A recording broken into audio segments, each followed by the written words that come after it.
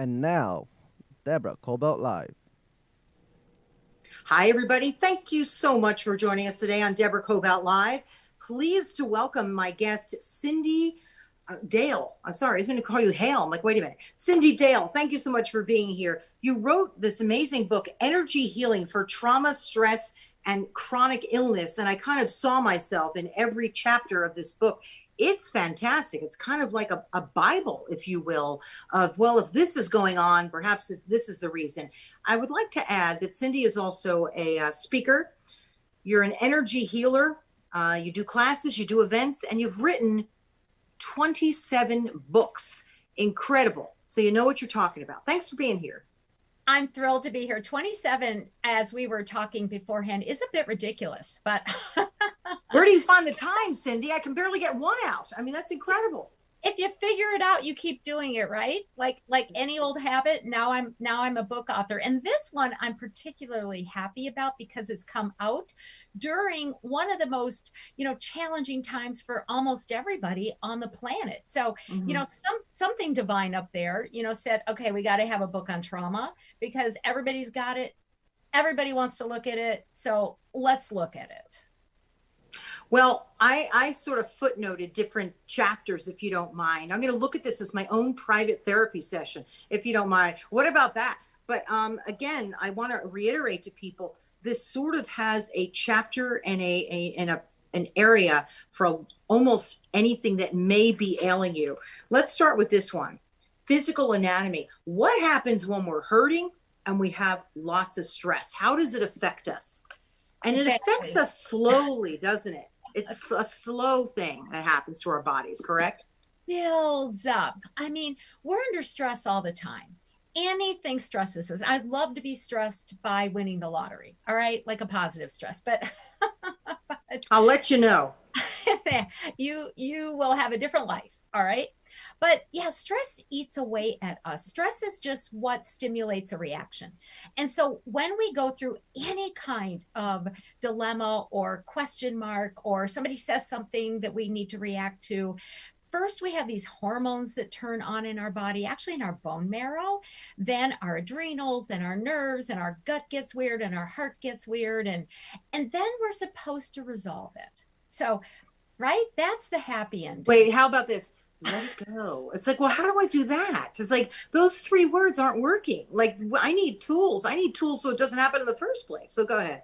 Exactly. But it's really hard to let it go when we go after one stress after another, or we go through the same stress all the time, and then our body just never gets down.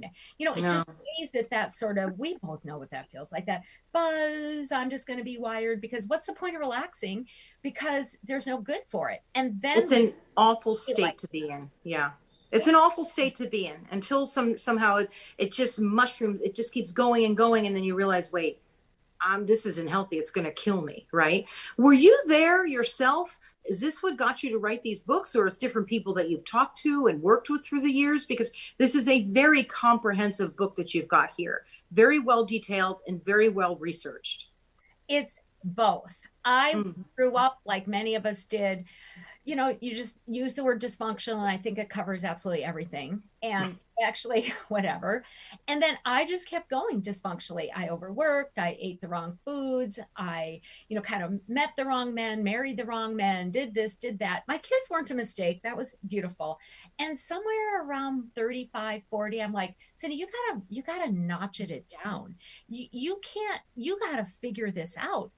And I was already doing energy work, working with the issues underneath the issues. And so I started researching and studying, not just meditation, but what happens in the body, and are there guides that can help you, and all this kind of stuff. And as I figured out how to just be who I am, I'm still ADHD. Okay, you don't change your core personality. But as I learned not to get freaked, not to react to something that really wasn't going to make a difference, how to release the old stuff, not pick up challenges that really weren't mine to deal with, right? Not my problem. That's a really good one. Not my problem. I really started to be able to help my clients. So there's stories from clients. I've worked with tons of people with old trauma, recent trauma, in between trauma. So it comes out of experiences, and I do my research, biological, spiritual. I love research.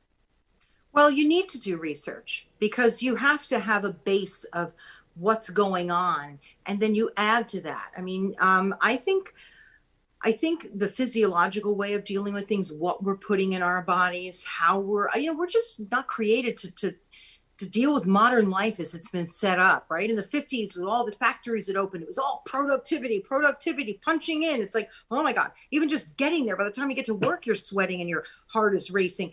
And that just kept up, right? Then, with kids in school and getting into college, and then it was a stress. It's like, it just never ends. We've got to take it way back with what we eat, with how we function, with, I hate to say it, with letting it go. It doesn't matter, right? And that's what I think, once you've lived long enough, you realize that. But you have to go through an awful lot till you get there, right? And you help us get there. Yeah. Well, there was just a recent study. It just came out in the last few weeks. Yeah. They took a snapshot of an indigenous tribe and they watched the tribal members who ate like their ancestors did versus those who did what? Coca-Cola.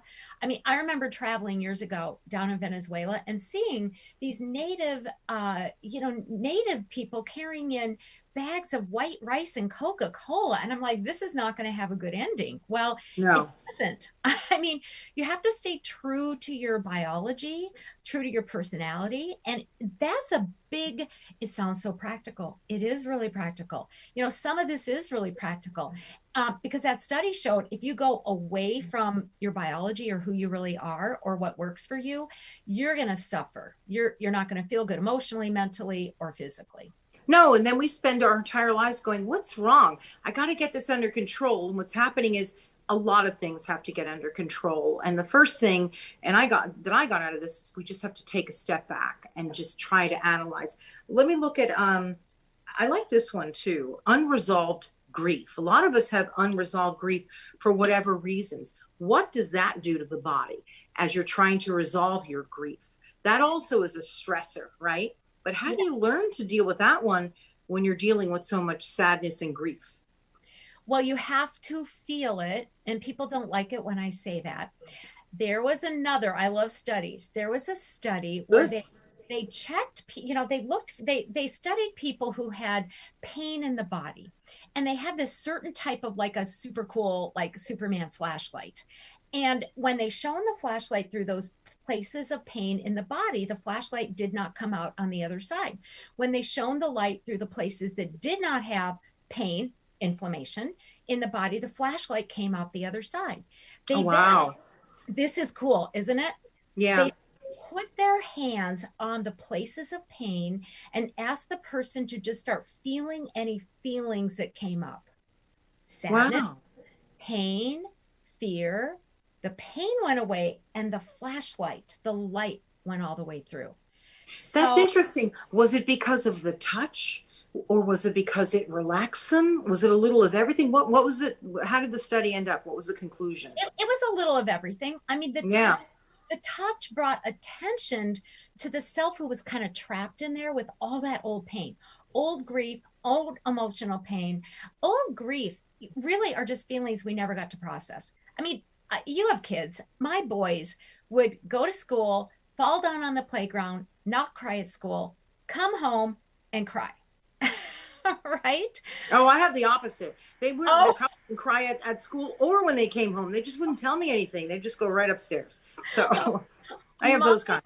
Saved it up and they would have that owie, and then they would cry and then it would feel better. It wouldn't feel better until they cried, until they said, so-and-so pushed me down in the mud, and they got to do the feelings. We as adults have all these little inner children in us, or adult children, or whatever we have in us with those feelings, and the touch helps. Recognizing where the pain is in the body, but just giving permission to start releasing that old stuff. You may be crying for a day. You know what? Then you're going to feel better. That's interesting. So what about, the big buzzword the past few years, inflammation? I never even knew what that was. I used to see commercials on television for inflammation until I got it myself. And I realized how it affects, for me, it's affecting certain joints. And I thought, oh God, this is what they're talking about. And again, I've had some recent stressors in certain number of years, leading from grief mostly. And I realized, wow, it really does build into the next. So once you've have inflammation. That's pretty dangerous. How do you start to get that under control? There's a lot of people dealing with that. Oh, inflammation is complicated because it's congestion in the body. There's a lot that's happening physiologically. You're overproducing a certain type of cell that comes out of the bone marrow called mast cells. They make histamine, which creates inflammation, which creates reactions in the body, allergies.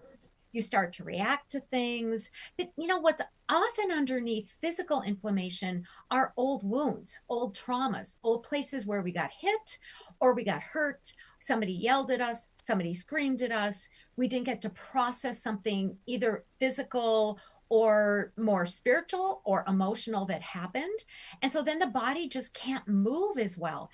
We can't move the emotions through. We can't move the toxins through. We can't move the microbes through. And wherever something can't move, you get inflammation. So knowing that it's probably a multifolded issue, there's feelings, there's old events, there's memories, and then there's physiology. I mean, it sort of makes it harder to cope with it, because then you go, how long is this going to take? Well, if you can just remember one thing associated with, an area of the body and say, I'm going to remember this or clear this or feel the feelings around it, or I'm going to, kind of just deal with one area of challenge and figure out what foods not to eat and to eat. You heal one issue, all the others start to heal.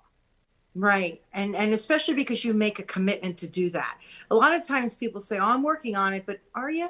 You just need to stop and make a commitment. And you're right. You start with food. And I'm a big believer in you go outside, whatever works. If it's too cold, bundle up and just stand there for 10 minutes. Like, to me, just being out in nature, being out in the front lawn, something, or just walking outside does a world of good. I just had on another guest and he was talking a lot about vitamin D and the benefits of vitamin D in our body and helping us heal, right? Go ahead. Absolutely. Yeah. So, well, these days, when you and I were growing up, we just went outside and we didn't have special terms to it. These days, the energy world calls going outside earthing. When you're walking on the ground, walk on the ground. Or forest bathing, that's what the Japanese call it. Go near a forest or go near the sea. Honestly, I get up at 4:15 every morning and take the dogs to a dog park and they run. I don't look at my phone. I don't look at my emails. I start the day super smooth, because if you don't do that, your cortisol gets going and you're just not going to have a great day. Cortisol is a killer. Cortisol is such a danger. And we've got to get that under control. But by doing that, we have to find, as you talk about, we have to release energy. I want to do many chapters. You're talking about releasing energy, rediscovering your original self and becoming centered. I know I'm lumping about 3 chapters into one there, but they kind of work in side by side with one another, right? How do you finally start the journey to release energy and discover yourself? Like, I remember I used to hear that when I was much younger, and I'd say, well, what does that mean? I know who I am, but do you? If you really start to go on the path of learning. So how do you start to do those 3? It doesn't need to be complicated. So there you go.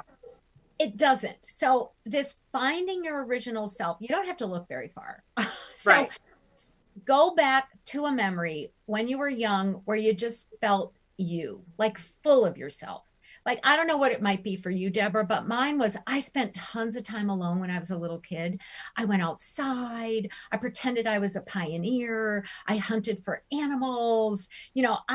That's my original self. That feeling is my original self. I can't always go be a pioneer in my everyday life. Once you get that sense of, oh, that was me, that is me now, then you make decisions based on that. Like, if you're feeling that feeling, if you get a picture that means something to you or a color that describes that to you, and you're going through life and somebody says you should go do this, and you go, that doesn't let me feel like who I am, you say no. Or if you've got an old feeling that comes up and is like making you feel bad about yourself, you can say, you know what? I don't need to go there. I don't need to have that shame. It really, the key is this self. And it also helps us figure out if other people's energy is invading us. That's Yeah, it. you've got to have a little roadblock there and not let it in. You know, too often many of us will just let it in, thinking we've got to absorb it all and then figure out how to handle it. No, you don't. So how do you say no to that? You know, you have to be disciplined, going back to, right, being disciplined and making a commitment. Absolutely. It has to start with, this is the feeling I deserve. This is my birthright. This is who I am. And so I'm going to be really careful. And it's okay if I make mistakes. I'm going to be really careful at saying, no, that doesn't fit, for who I am. Or that person's like angry. I wasn't angry before I saw them. So that's not my anger. So you can do something as simple as just saying inside yourself, you don't really want to scream at them because then you're part of the problem. I mean, just like image, golden light or white light wash through you, bless them. It's okay to be nice, even if somebody you've kind of taken on what's not yours. Just say, I bless them, but they can deal with their energy. I'm just going to be in my energy. It's a lot of discipline and self-awareness. Gosh, if we could only teach kids this when they're really little in school, part of the curriculum, because we don't know what's being taught at home, right? I mean, you started the show saying so many people have grown up in so many dysfunctional families, so we can't really rely oftentimes on families. But if we could only be taught this at an early age. What about people who are struggling right now, who do they have the time to think about their energy and how they can calm down when really what they're trying to think about is, my God, I'm going to get thrown out of my apartment or my home because it's COVID. I have no job. My kids are home barely learning because we don't have the means to even have them learn at home. How do you calm that down? Because I feel badly for people who are going through that. I'm not one of them, and I feel badly for people who do.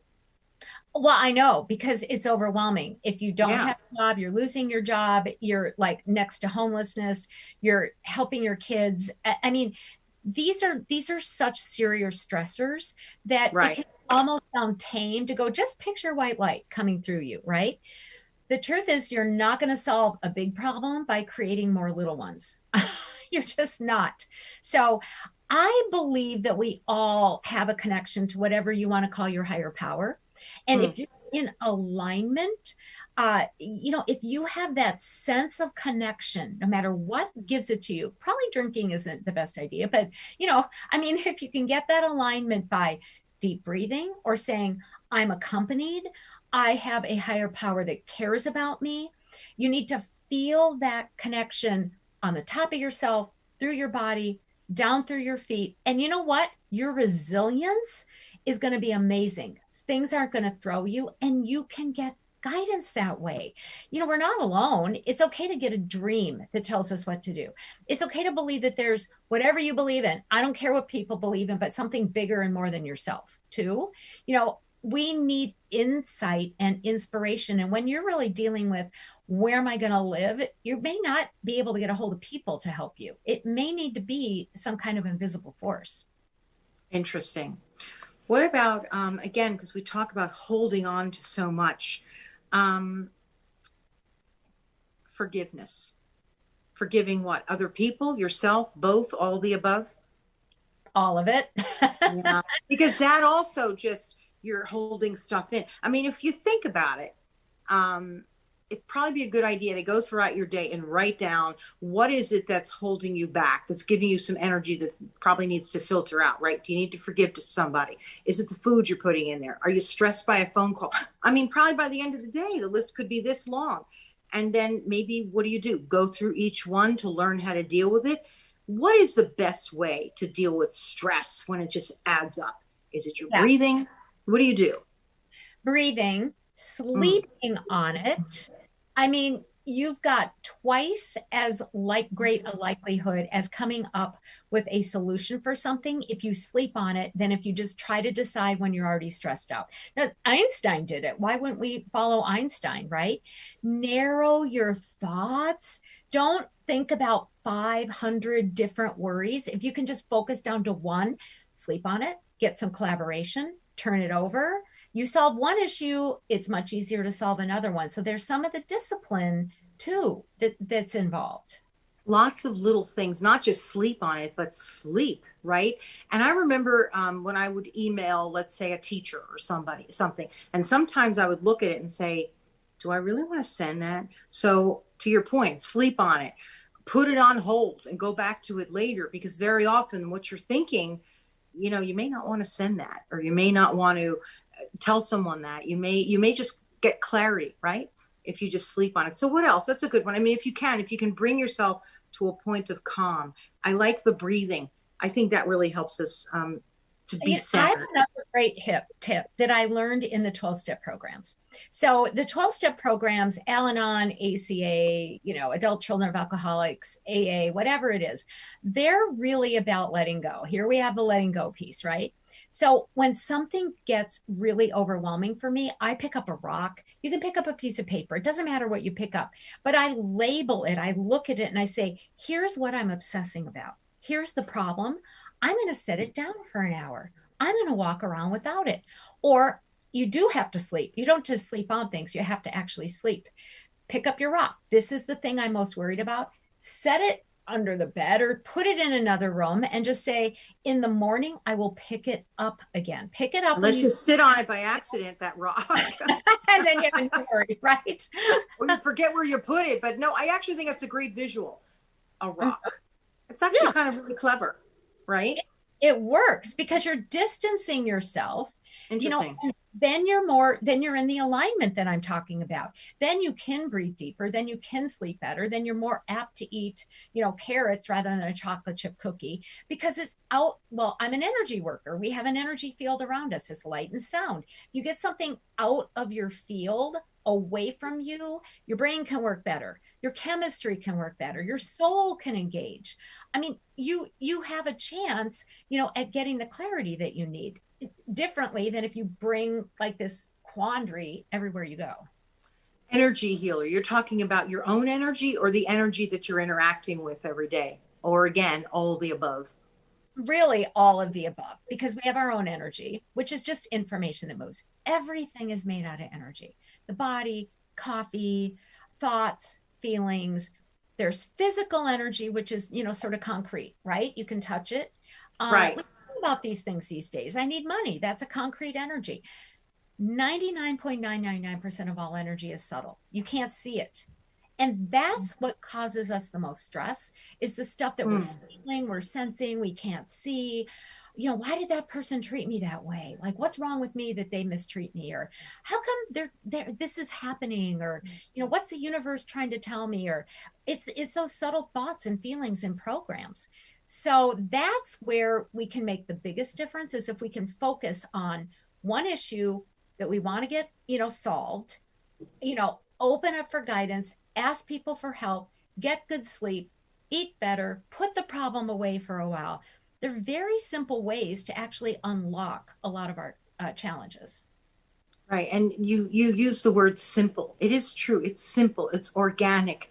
I always like to say it's how things probably were done, right? Before we had all of the accoutrements of life that we've, you know, put into our energy space, right? These past 50, 70, 100 years, where we're going at 150 miles an hour, right?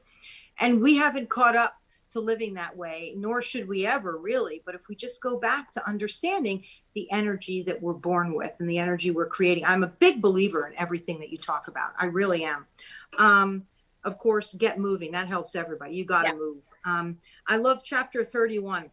Sexual hormone balancing, please. Can we talk about that a little bit? I mean, we all know what that is, but that'll help you feel better.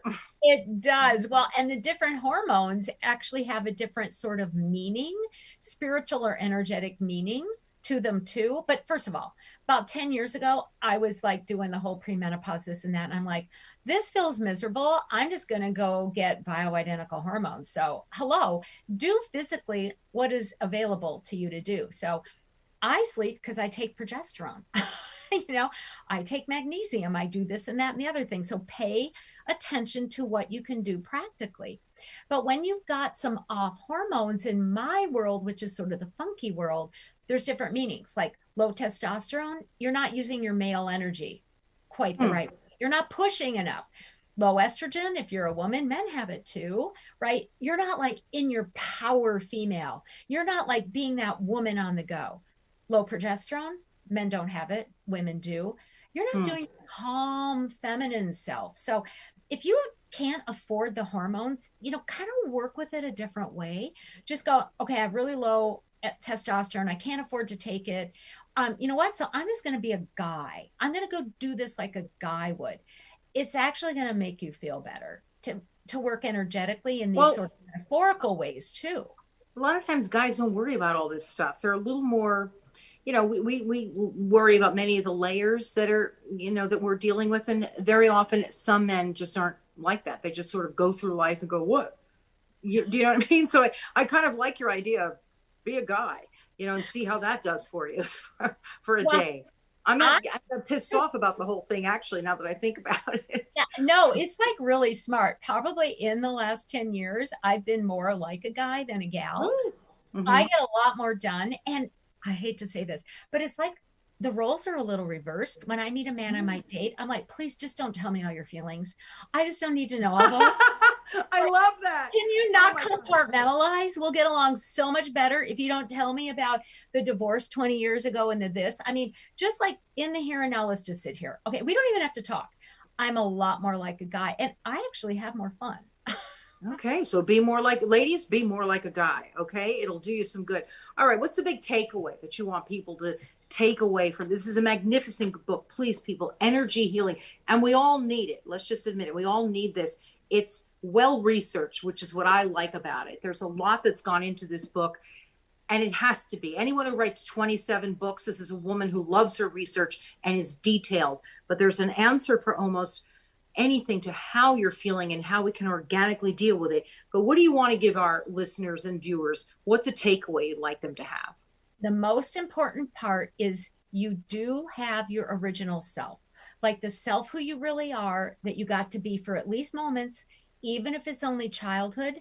That's what you want to cultivate. Make your decisions based on what activities or non-activities will help you feel that way or not. That's the most important takeaway. I just say stay with that. Yeah, and I like how you said to think about something when you were small that brought you, some peace. And by the way, while we were talking on the show, it brought me back to being, I think, like 3 or 4 years old, to a house that we used to live in before my parents moved. And I would run out every day and go down to what we called the chicken lady, because she had chickens, and I would go get our fresh eggs. And that's still such a happy memory for me. And whenever I think about it, it just brings a lot of joy. And then just the memory and the thought of it for under a minute will bring me to a place of peace and calm. So that was a great thing that you had me do, and everybody do. So I love that. So thank you very much. You're welcome. Thank you for joining us. And how can people find you, Cyndi? Easy. CyndiDale.com, spelled weird. CYNDI Dale. That part's easy. CyndiDale.com. That's my website. Now you do talks, you do counseling, right? So people can just go on the website and find you. You're on social media as well, right? Yep. Social media. I do a lot of classes. I love teaching people, how to use their subtle energy, how to make effective decisions. So I have a lot of classes too. Okay. And you can find all of that on the website, and the book, easy to find. I'm sure you sell it on the website or wherever, people are consuming their books. What? Go ahead. But yep, there's links in Amazon. These days, it's delivered. I like small bookstores, but there's not that many of them open right now. No, at the moment you can, so you can just order it very easy. So Cyndi Dale, energy healing for trauma, stress, chronic illness, and I'll add, or anything else that's ailing you. Please pick up this book and contact Cyndi if you want to talk to her further about what's going on in the inside, how maybe you can release some energy. I suggest that you do that. It's helped me quite a bit, particularly reading this book. So thank you. And thank you everybody for joining our show, Deborah Kobylt Live. You'll find us on YouTube, Facebook, Instagram, where we post all of our promos. And then for people who are listening to our podcast, you'll find us on Amazon and iHeartRadio, Apple Podcasts, and honestly, anywhere that you get your podcasts, just put in our name and you'll find us. So thanks again for joining us.